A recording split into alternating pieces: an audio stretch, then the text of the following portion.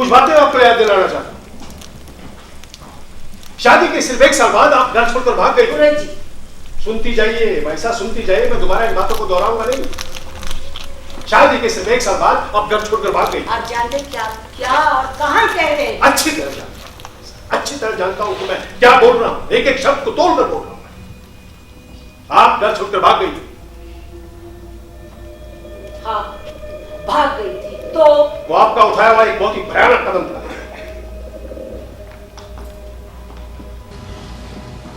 आप जानते हैं कि हवेली में हमारी क्या हालत हो रही थी। मैं हर लम्हा एक आहत कबूतरी की तरह से छटपटा रही थी। छटपटाई? भाई साहब छटपटाई?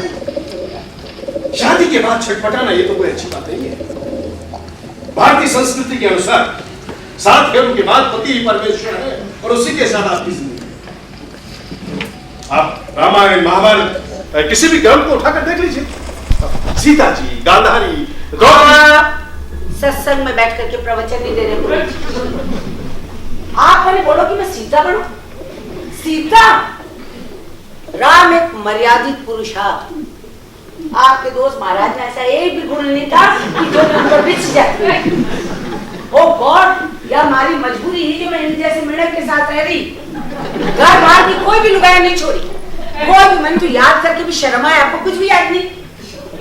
बहुत चर्चा थी कि महाराज विराज का बहुत सारी स्त्रियों के साथ उठने बैठा था। उठने बैठा? हाँ, लेकिन ये कहां तक सच है मुझे मालूम नहीं। मैंने अपने आंखों से कुछ देखा। और फिर मर्द को संभालना औरत का काम होता है। हाँ, यही तो फर्क है मर्द और औरत में। मर्द पैदा ही उतावला हो जाता है, पर स्त्रियां अपने आप को कंट्रोल में रख सकती। क्यों भाई? स्त्रियां अपने आप को कंट्रोल में क्यों रख सकती हैं? उनके भावनाएं नहीं होती, उनमें आवेश नहीं होता, उनमें जवानी का जोश नहीं होता। स्त्रियां अपने आप को कंट्रोल में रख सकती हैं। फॉर गॉड सेक, हमारी उम्र ही का ही। I was only hardly 16 or 17 then. सोच लीजिए भाई साहब, इतनी कम उम्र में आपने इतना भयानक कदम उठाया। घर छोड़कर आपने महाराज विराज का नाम तो डुबोया ही, पर दूसरों की रेपुटेशन की भी कोई परवाह नहीं की, उसके साथ भी आप खेल गई। इसकी रेपुटेशन की परवाह नहीं की, कुंडली इज्जत के साथ खेल गई मैं। भाई साहब, ये आपकी मेरे साथ बहुत बड़ी ज्यादती थी कि घर से छोड़कर आप मेरी शरण में आ गए। मैं तो सत्य में आ गया ये सोचकर कि लोग मेरे बारे में क्या कहेंगे।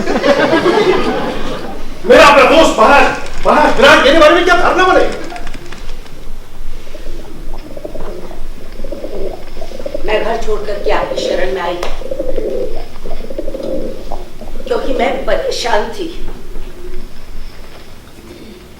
हमारे राजपुरोहित के बेटे, हमारे पारिवारिक मित्र वीरेन के पास मैं शरण लेने के लिए आई। पर सवाल ये है कि क्या आपने मेरी मदद करी?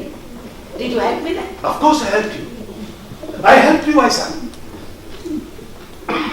मैंने इस स्थिति का फायदा नहीं उठाया, वरना आप जैसी खूबसूरत औरत उस वक्त जबकि वो भावनात्मक रूप से कमजोर थी, कोई भी फायदा उठा सकता था। पर मैंने ऐसा नहीं किया। मैंने क्या किया? मैं आपको समझा बुझाकर वापस इस हवेली में ले आया। बोलिए जितना आपको बोलना था बोल दिया।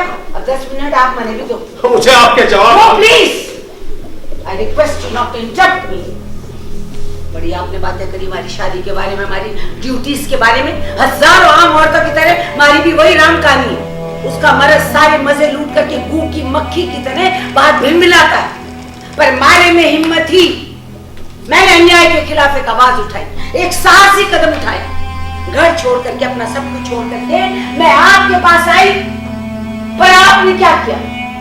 बड़े आप तो समाज सुधारक बनते हो, नारी के उत्थान की बातें करते हो। आपने तो चाणक्य नीति अपनाई। मारे लाख मना करने के बाद भी आप मैंने वापस हवेली में लेकर के आ गए, और नतीजा क्या हुआ?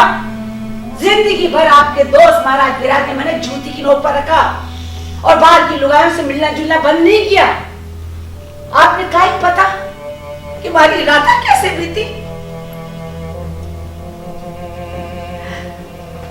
आप हमारे मित्रों, आचार्यों, आपने तो मने अठे पटकने के बाद हमारी सूतक कोने ली। You are a hypocrite. You are a